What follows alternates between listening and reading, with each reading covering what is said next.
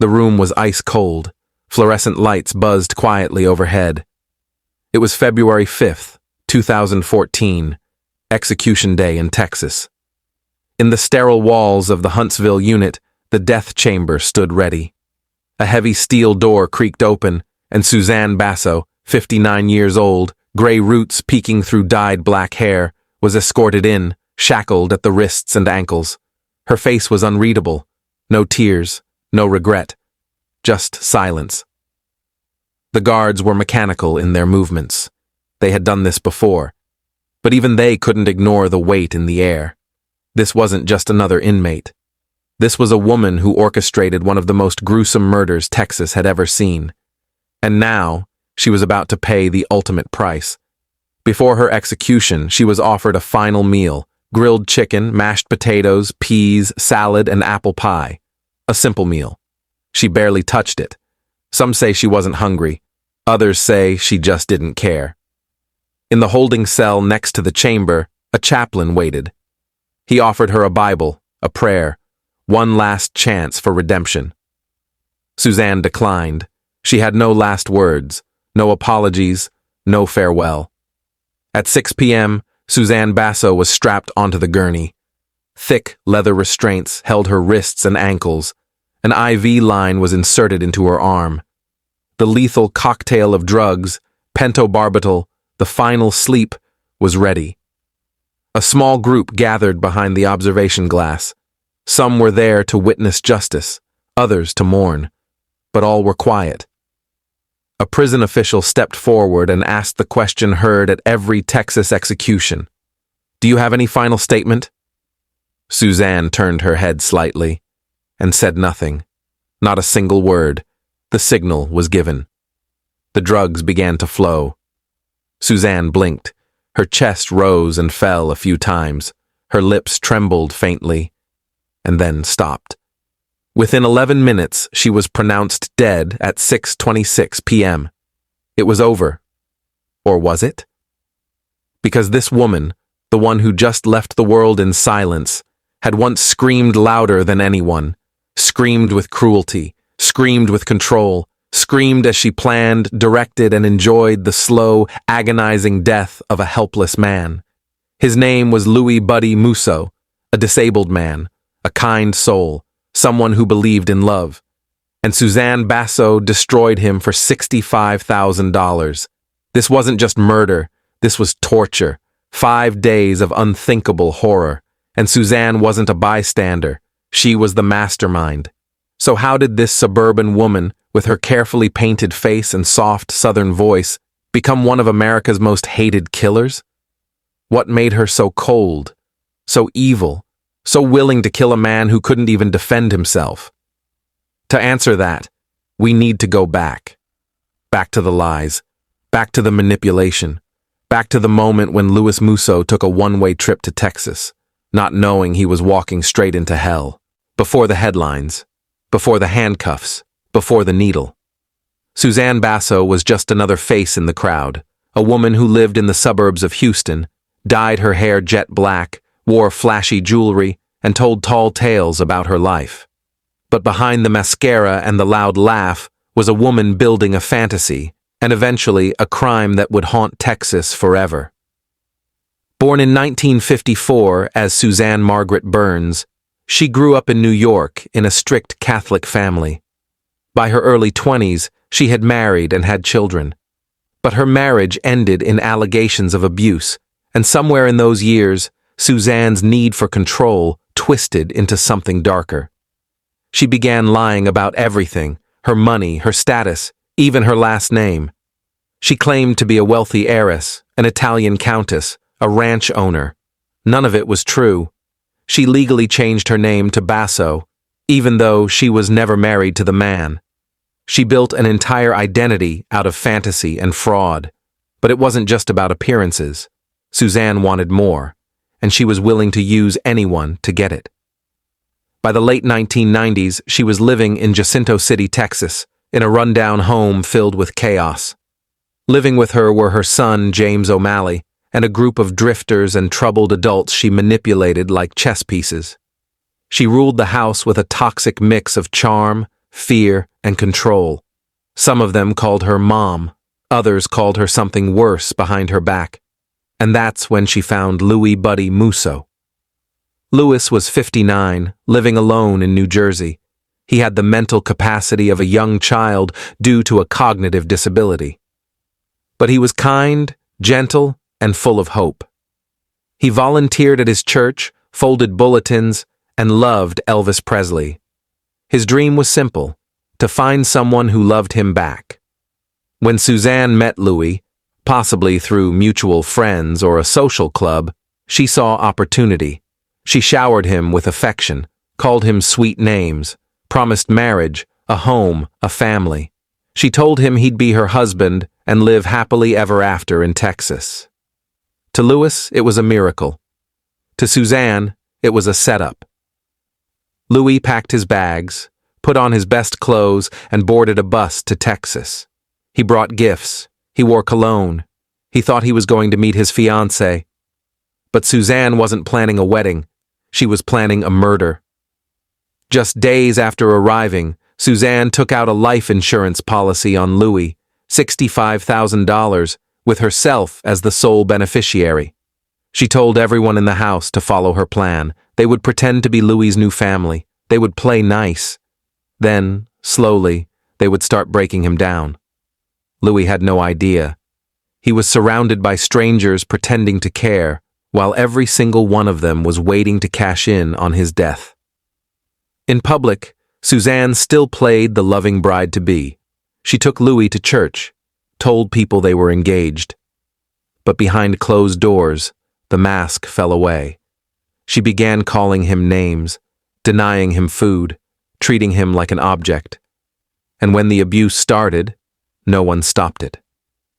Suzanne Basso had transformed her broken-down home into a torture chamber, and Louis Musso had become her victim. The question now wasn't if something terrible would happen. It was how far she'd go, and how long he would survive. The moment Louis Musso stepped through Suzanne Basso's front door, he entered a world far darker than he could imagine. The house was filthy. The air smelled like mildew and cigarettes. Mold crawled across the ceilings. Stray animals roamed freely. But Louis, with the emotional maturity of a child, didn't complain. He had faith. He still believed he was with the woman who loved him. But Suzanne's plan had already begun. She had 6 accomplices, including her son, James O'Malley, and 4 others who called themselves her family. They all played a part, but Suzanne was the mastermind. Over the course of 5 excruciating days, they did to Louis what most people couldn't even imagine doing to their worst enemy. It started with verbal abuse. Suzanne mocked his voice, called him names, humiliated him in front of others. But it didn't stop there, not even close. Then came the beatings. They punched him. They kicked him. They whipped him with belts, cords, and fists. His body quickly became a canvas of bruises. When that wasn't enough, they burned him with cigarettes, forced him to sit in scalding bleach baths, and shaved his head while mocking him. His skin became raw and blistered. Open wounds formed, but no one offered help, only more pain. They poured cleaning products into his wounds. They made him sleep on the hard bathroom floor, surrounded by urine and filth. They forced him to do chores despite his broken body, stripping him of any dignity he had left. And all the while, Suzanne watched, smiling, laughing, directing. She wasn't just present, she was in charge. She told others what to do, when to hit, where to cut, how long to let him suffer before dragging him back to the floor. Louis begged for water. They gave him cat food instead. He cried out for help. They laughed in his face. As his body weakened, they intensified the attacks. He could barely walk. His ribs were shattered. His arms were swollen. His scalp was bleeding. But Suzanne didn't stop. On August 25th, 1998, 5 days after his arrival, Louis Musso collapsed. He was barely breathing. His body was failing. And rather than call 911, Suzanne made her final move. She dressed Louis in clean clothes, trying to cover up the evidence, and drove to a nearby ditch in Galena Park, Texas.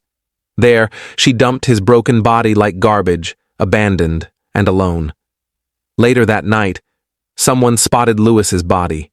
He was unrecognizable, his face beaten, his skin torn, his body bloated from trauma. Paramedics rushed in, but it was too late. Louis Musso was declared dead at the scene. When the autopsy came back, the medical examiner broke down in tears. Louis had suffered 147 distinct injuries: fractured ribs, bruised lungs, internal bleeding, chemical burns, ligature marks on his wrists and ankles, and massive blunt force trauma to his head. The official cause of death: blunt force trauma complicated by neglect, starvation, and chemical burns. The images were so graphic, so haunting, that even the veteran homicide detectives had to leave the room. It wasn't just a murder. It was systematic human destruction. And the one who orchestrated it, who controlled every second of Lewis's torment, was Suzanne Basso. She killed a man who couldn't fight back, a man who believed he'd found love, a man who wore cologne to impress her, a man who thought he mattered. And she killed him for money. A $65,000 life insurance policy. That's all Louis Musso's life was worth to her. Suzanne's arrest came quickly after.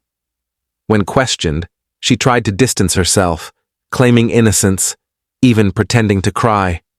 But her lies didn't hold, not against the evidence, not against the horror, not against the truth of what she had done. What followed was a trial that would shock the courtroom and leave even hardened prosecutors questioning how evil can wear such a normal face. The arrest of Suzanne Basso sent shockwaves across Texas. The media called it one of the most vile and disturbing cases of abuse the state had ever seen. People couldn't believe a woman, someone who looked like a suburban mom, was capable of such calculated brutality. Inside the courtroom, the atmosphere was tense. Reporters lined the walls. Family members clutched tissues. And the jury? They were prepared to see something dark, but not this dark. From the moment Suzanne entered the courtroom, her demeanor was cold. She didn't look like someone grieving. She didn't even look ashamed. Dressed neatly, with dyed black hair and red lipstick, she smiled at the cameras as if she were at a pageant. When prosecutors described the torture, she remained still. No flinch, no emotion. The evidence, however, spoke louder than words. Autopsy photos of Louis Musso were displayed in full color, his body swollen, bruised, burned. One juror reportedly turned away in tears. Another covered their mouth in disbelief. A seasoned paramedic, called to testify, choked up while recounting what he saw. The prosecutor held nothing back. He described Suzanne as a puppet master of murder, a woman who manipulated every person around her to carry out a plan of sadistic cruelty. The defense tried to paint her as mentally unwell. They argued she didn't physically commit the murder herself, that it was her accomplices who delivered the blows. But the jury wasn't buying it, because every step of the crime pointed back to her. She was the one who lured Lewis to Texas. She was the one who took out the life insurance policy. She was the one who called the shots, when to hit, how to torture, and when to finish him off. And the accomplices? They weren't loyal friends. They were just tools in Suzanne's twisted game. Each of the co-defendants eventually took plea deals. They admitted their roles, confessed to the beatings, and pointed directly at Suzanne as the ringleader. Most were given lengthy prison sentences, but only one person faced death, and that was the woman who planned it all. During the sentencing phase, the victim impact statements shattered the courtroom. A priest from Louis Musso's church stood and described him as gentle, kind, and trusting, a man who didn't deserve to die alone, in pain, in fear. He ended by saying, "If anyone deserves justice, Louis does." The verdict came quickly. Guilty. The sentence? Death. There was no shouting, no dramatic gasp, just a heavy silence. One juror later told reporters, "It wasn't a hard decision. It was the only decision." Even then, Suzanne showed no remorse. She didn't cry. She didn't ask for forgiveness. She didn't even apologize to Louis's family. Instead, she kept insisting she was innocent, that she'd been framed, that she was misunderstood, but the facts were undeniable. And so, she was sent to death row, where she would spend the next 15 years waiting, appealing, filing motions, and holding on to the last bit of control she had left. But the public never forgot. Suzanne Basso became a symbol of manipulative evil, a person who didn't kill with her hands, but with her orders, her lies, her indifference. A woman who saw a vulnerable man and didn't feel pity, only opportunity. And in the end, the same state that watched her commit the unthinkable would carry out the ultimate sentence. Because some crimes are too monstrous to forgive. After more than 15 years on death row, Suzanne Basso's time finally ran out. It was February 5th, 2014. Her final day began like all executions in Texas, with cold routine. At the Mountain View unit, where female death row inmates are housed, she awoke early. She was given a clean uniform, her final legal paperwork, and the chance to meet with a chaplain. She declined. When asked if she wanted a last meal, she refused. No fried chicken, no pie, no words. Later that afternoon, she was driven in a white prison van to the Huntsville unit, Texas's execution chamber. The same chamber where some of the state's most notorious killers had breathed their last. But even among that group, Suzanne Basso stood out. She was only the 14th woman executed in the United States since 1976, and the 5th in Texas since the Civil War.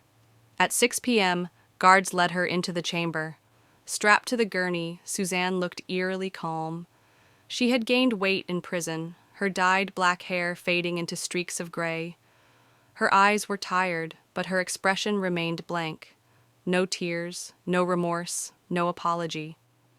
As the execution team prepared the IV line, the room behind the glass began to fill. Among the witnesses were members of Louis Musso's church, his friends, and victim advocates. Some came to pray, others came to watch justice be served. The prison warden stepped forward. "Do you have any final statement?" Suzanne Basso shook her head. Not a single word. It was over before it began. At 6:17 p.m., the lethal dose of pentobarbital entered her bloodstream.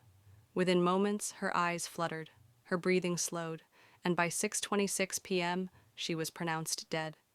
Just like that, the woman who once controlled every room she walked into was gone. But the questions remained. Was justice served? Or was it too merciful for what she did? Some argued that the death penalty gave her an easy escape, that someone who inflicted 5 days of torture deserved far worse than a quiet death. Others believed the state did what it had to, that her crime was so evil, so inhumane, that execution was the only option.